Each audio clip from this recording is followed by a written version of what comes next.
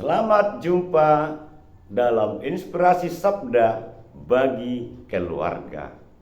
Komisi Keluarga Keuskupan Agung Medan, Selasa, 19 September 2023. Inspirasi Sabda bagi kita hari ini dikutip dari Injil Lukas bab 7 ayat 11 sampai dengan ayat 17. Kemudian Yesus pergi ke suatu kota yang bernama Nain. Murid-muridnya pergi bersama-sama dengan dia, dan juga orang banyak menyertainya berbondong-bondong.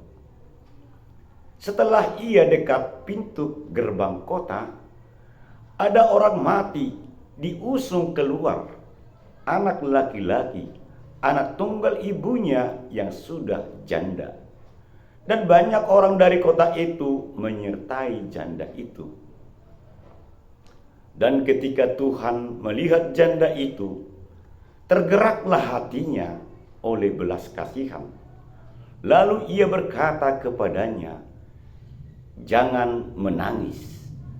Sambil menghampiri usungan itu, ia menyentuhnya. Dan sedang para pengusung berhenti, ia berkata, "Hai anak muda, aku berkata kepadamu, bangkitlah."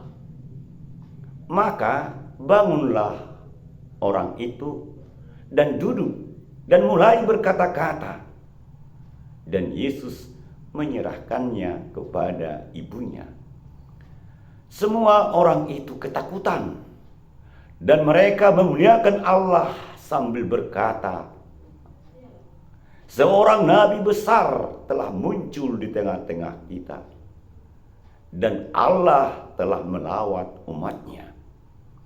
Maka tersiarlah kabar tentang Yesus di seluruh Judea dan di seluruh daerah sekitarnya.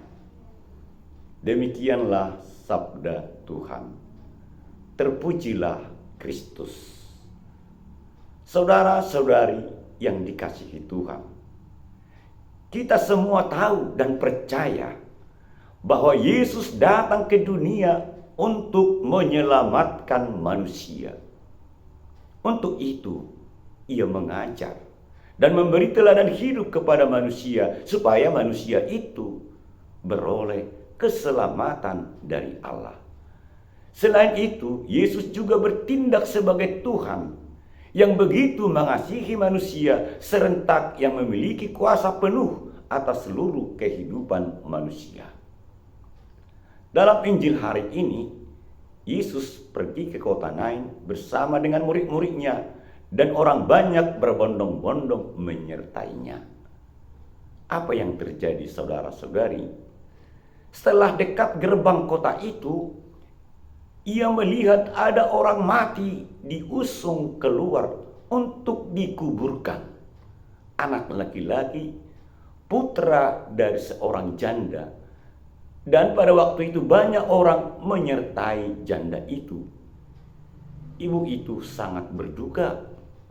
Ia meratap, ia menangis. Penderitaan yang begitu berat menimpa dirinya. Ia hidup seorang janda, dan kematian pun menimpa putra satu-satunya, dan ia tampak berputus asa. Saudara-saudari yang dikasihi Tuhan, dalam situasi duka itu, Yesus bertindak dan berkata kepada ibu itu, "Jangan menangis." Luar biasa, saudara-saudari.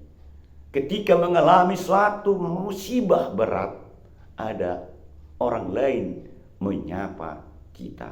Sebagaimana juga hari ini Yesus menyapa janda itu, "Jangan menangis."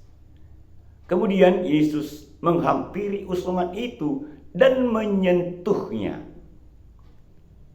Ia berkata, "Hai anak muda, aku berkata kepadamu, bangkitlah."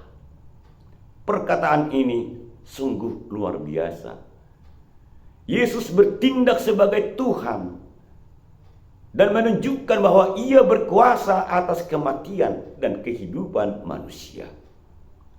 Ia bukan berkata dalam nama Allah atau dalam nama Tuhan, tetapi Ia berkata langsung, "Hai anak muda, aku berkata kepadamu, bangkitlah."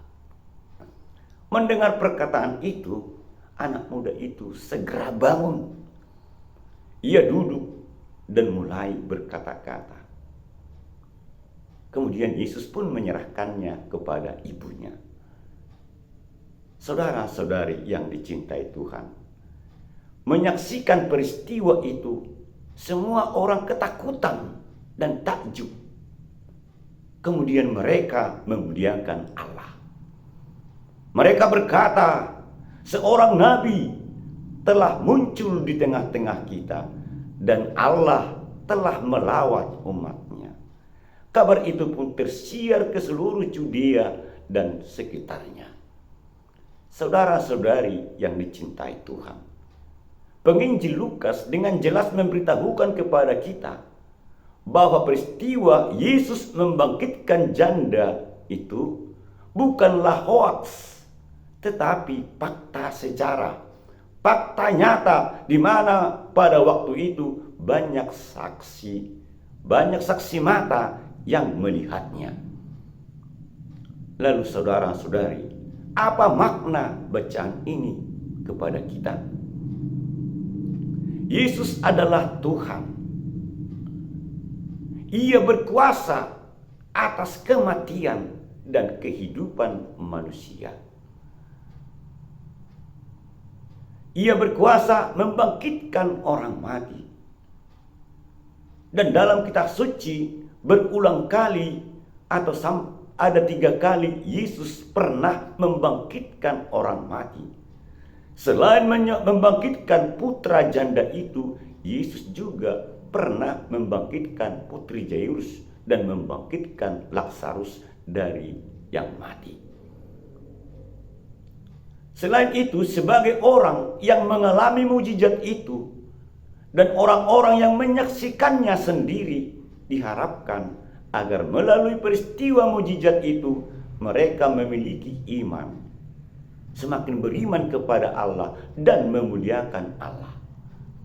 Dan dalam peristiwa mujizat hari ini jelas tampak bahwa melalui peristiwa mujizat itu sungguh-sungguh menumbuhkan iman dan mereka mengakui kuasa Allah. Maka untuk merenungkan bacaan ini, mungkin bisa kita ingat ada lagu yang begitu bisa menolong kita merenungkan bacaan ini. Banyak perkara yang tak dapat ku mengerti, mengapakah harus terjadi di dalam kehidupan ini. Satu perkara yang ku simpan dalam hati, tiada satu pun yang terjadi tanpa Allah peduli. Allah mengerti, Allah peduli segala persoalan yang kita hadapi, tak akan pernah dibiarkannya ku bergumul sendiri, sebab Allah mengerti. Saudara-saudari yang dicintai Tuhan, Allah peduli, penuh belas kasih. Semoga kita pun semakin peduli dan berbelas kasih bagi sesama, khususnya kepada mereka yang membutuhkan pertolongan, sehingga semua orang akan memuliakan Allah dalam hidupnya. Tuhan menyertai kita. Amin.